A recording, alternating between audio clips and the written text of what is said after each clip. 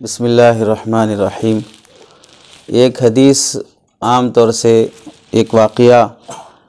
بہت سے حضرات اپنے بیانات میں بولتے ہیں، کافی مؤثر واقعہ ہے اور کافی دلچسپی سے اسے کہا اور سنا جاتا ہے، صحابی رسول کی طرف منسوب، کہ عام طور سے ان صحابی کا نام حضرت علقمہ کے نام سے جانا جاتا ہے۔ واقعہ یہ ہے کہ اللہ کے نبی علیہ السلام کے زمانے میں ایک شخص کا یا ایک صحابی کا انتقال ہو رہا تھا اور ان کی زبان سے کلمہ نہیں نکل رہا تھا۔ اللہ کے نبی علیہ السلام کو خبر دی گئی تو آپ علیہ السلام نے پوچھا کہ ان کی والدہ زندہ ہیں، تو بتایا گیا کہ والدہ باحیات ہیں، اور معلوم ہوا کہ وہ ناراض ہیں۔ تو آپ علیہ السلام نے ان کے پاس سے کہلا بھیجا کہ آپ خود آئیں گی یا میں آؤں؟ تو وہ صحابیہ چلی آئیں اور آپ علیہ السلام نے ان کے بیٹے کی سکرات اور نزا کی کیفیت سنائی،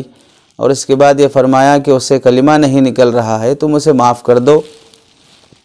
تو ماں نے اس کی بیٹے کی نیکی کا اقرار کرتے ہوئے یہ کہا کہ وہ بیوی کو مجھ پر ترجیح دیتا تھا، اس واسطے اس نے میرا دل بہت دکھایا ہے، میں اسے معاف نہیں کر سکتی۔ تو اللہ کے نبی نے حضرت بلال رضی اللہ تعالیٰ عنہ کو حکم دیا کہ لکڑیاں جمع کریں، ان کو آگ لگا دی جائے۔ جب ماں نے سنا تو ماں ہوتی ہے، تو اس نے کہا کہ میرے بیٹے کو جلایا جائے گا۔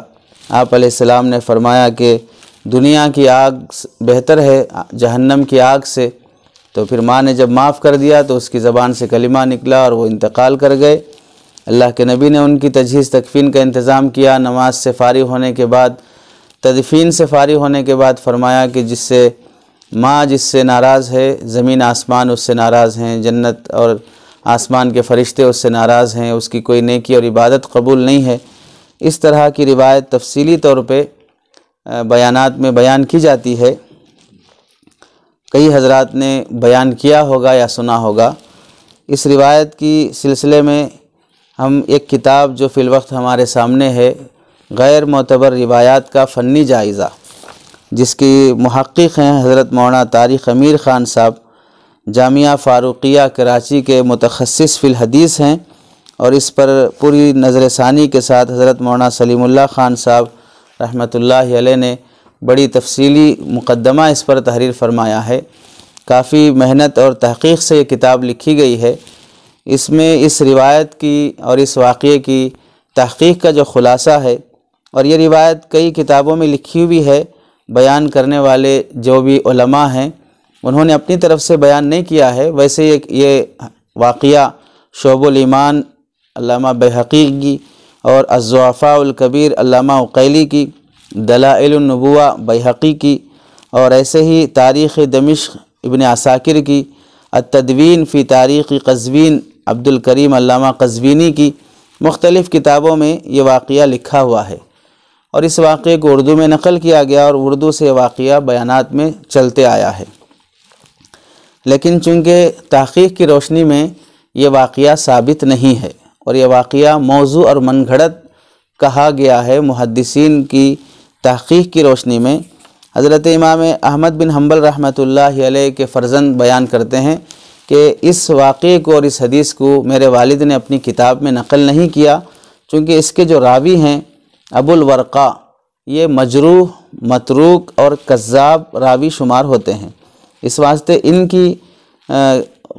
احادیث کو محدثین نے ہرگز قبول نہیں کیا ہے۔ چنانچہ احادیث کی تحقیق کرنے والے علامہ ابن جوزی رحمۃ اللہ علیہ لکھتے ہیں، ھذا حدیث لا یصح عن رسول اللہ صلی اللہ علیہ وسلم وفی طریقہ فائد، وقال احمد بن حنبل فائد متروک الحدیث، قال یحییٰ لیس بشیء، قال ابن حبان لا يجوز الاحتجاج به، وقال العقیلی لا يتابعه على هذا الحدیث الا من هو مثله۔ تو خلاصہ یہ ہے کہ ابو حاتم رازی کہتے ہیں کان یکذب، تو یہ جو ابو الورقا فائد ابن عبد الرحمن ہے، یہ حدیثیں گھڑتا تھا، مجروح راوی ہے، ان کی حدیثیں بیان نہیں کی جا سکتی۔ اور ایسے ہی علامہ ذہبی نے تلخیص و کتاب الموضوعات میں لکھا ہے کہ یہ جو راوی ہے، اس حدیث کو بیان کرنے والے داؤد بن ابراہیم ایک راوی ہیں، وہ کذاب ہیں یہ حدیث نقل کرنے کے سلسلے میں۔ ایسے حافظ منذری نے الترغیب والترہیب میں حدیث کو مجہول کے صیغے کے ساتھ نقل کیا ہے۔ اس کے علاوہ علامہ بصیری نے اس پر تبصرہ کرتے ہوئے لکھا ہے کہ امام احمد بن حنبل رحمۃ اللہ علیہ اس حدیث کے راوی متروک ہونے کی اور مجروح ہونے کی وجہ سے نقل کرنے کو پسند نہیں فرماتے تھے۔ علامہ شوکانی نے لکھا ہے رواہ العقیلی عن عبداللہ ابن ابی اوفیٰ مرفوعاً وفی اسنادہ متروک کذاب، اس کی سند میں ایسا راوی ہے جو متروک ہے اور کذاب ہے، اس کی روایت کو نقل نہیں کیا جا سکتا۔ ایسے ہی دیگر محدثین میں جیسے یحییٰ ابن معین کہتے ہیں ابو الورقاء اسمہ فائد لیس بثقۃ ولیس بشیء۔ ایسے امام بخاری کہتے ہیں منکر الحدیث کہ فائد بن عبد الرحمن یہ منکر الحدیث ہے، اور منکر الحدیث کی جو جرح ہے امام بخاری کے نزدیک شدید جرح کے لیے استعمال کی جاتی ہے آپ کے نزدیک۔ ایسے ابن حبان کہتے ہیں لا یجوز الاحتجاج بہ، ان کی حدیث روایت کرنا جائز نہیں ہے۔ اس کے علاوہ امام شعبہ رحمۃ اللہ علیہ اس روایت کے متعلق جس میں ایک دوسرے راوی ہیں جسے تنبیہ الغافلین میں فقی ابو اللیث رحمۃ اللہ علیہ نے نقل کیا ہے لان اشرب من بول حمار حتی اروى احب الی من ان اقول حدثنا ابان بن ابی عیاش، کہ ابان بن ابی عیاش کی روایت ہم نقل کریں اس سے زیادہ بہتر یہ ہے کہ ہم سیر ہو کر گدھے کا پیشاب پی لیں، یعنی بالکل ان کی روایت نقل کرنا ہرگز ہم گوارا نہیں کرتے۔ خلاصہ یہ ہے کہ امام احمد بن حنبل رحمۃ اللہ علیہ، امام بخاری، امام ابو حاتم، حاکم نیسابوری، حافظ ابن حجر، حافظ ذہبی، ان کے علاوہ کئی محدثین نے اس حدیث کے راوی کو کذاب کہا ہے، متروک کہا ہے، لیس بشیء کہا ہے، لا یجوز الاحتجاج بہ کہا ہے، اور اس راوی کو منکر الحدیث کہا ہے۔ اور ایک ابو حاتم فرماتے ہیں کہ اگر کوئی شخص یہ قسم کھا لے کہ فائد بن ابی عبد الرحمن یہ جھوٹی حدیثیں نقل کرتا ہے تو وہ شخص حانث نہیں ہوگا، اس کی قسم نہیں ٹوٹے گی۔ تو خلاصہ یہ ہوا کہ حدیث چاہے وہ کس طریقے سے بھی مروی ہو، راوی چونکہ کذاب ہے، حدیث اور واقعہ صحیح نہیں ہے، اس لیے حضور پاک صلی اللہ علیہ وسلم کی طرف منسوب کر کے اس واقعے کو بیان کرنا اور حضرت علقمہ رضی اللہ تعالیٰ عنہ کے نام سے اور صحابی رسول کو ماں کا نافرمان شمار کرنا، جبکہ اس طرح کی کوئی بات احادیث میں اور نبی کے زمانے میں پیش نہیں آئی ہے، اور جو چیز ثابت نہیں ہے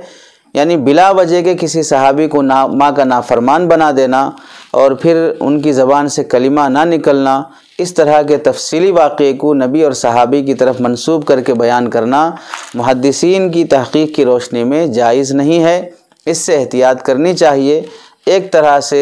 یہ نبی پاک صلی اللہ علیہ وسلم کی شان میں حدیث گھڑنے کی وعید میں بھی داخل ہو جاتے ہیں،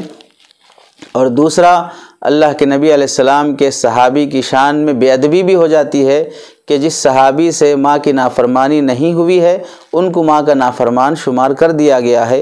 رہا جو علماء اس طرح کے واقعے کو بیان میں نقل کرتے ہیں وہ کتابوں میں لکھا ہوا ہونے کی وجہ سے نقل کر رہے ہیں، لیکن کتابوں میں لکھا ہوا یہ واقعہ محدثین کی تحقیق کی روشنی میں دیکھ لینا چاہیے۔ اللہ جزائے خیر دے ان علماء کو جو اس طرح کی موضوع اور من گھڑت واقعات کی وہ تحقیق کر کے ہمیں ایک صحیح راہ پر لانے کے لیے اور ایک بڑے گناہ سے جس پر تمام محدثین متفق ہیں کہ جھوٹی بات کو نبی کی طرف منسوب کرنا جو حدیث متواتر کہلاتی ہے، اس سے بچنے کے لیے ہمیں راہ فراہم کرتے ہیں۔ اس لیے جو علماء بیان کرتے ہیں اس سے احتیاط کرنی چاہیے، اور جن علماء سے سنا جاتا ہو محض اس طرح کے دو چار واقعات کی وجہ سے ان سے بدگمان ہو جانا یا ان کی شان میں توہین کرنا یا ان کے تمام بیانات کو رد کر دینا یا تحقیر کرنا، اس سے بھی ہمیں احتراز کرنا چاہیے۔ آدمی سے انجانے یا جانے میں کچھ غلطی ہو جاتی ہے، اگر ان علماء کے سامنے بھی اس حدیث اور ان تحقیقی روایات کی تفصیلی گفتگو آ جاتی ہے تو امید ہے وہ ہرگز اس طرح کے واقعات کو بیان نہیں کریں گے۔ اس لیے اس بات کا لحاظ رکھے کہ اس واقعے کو بیان میں ہرگز بیان نہ کیا جائے۔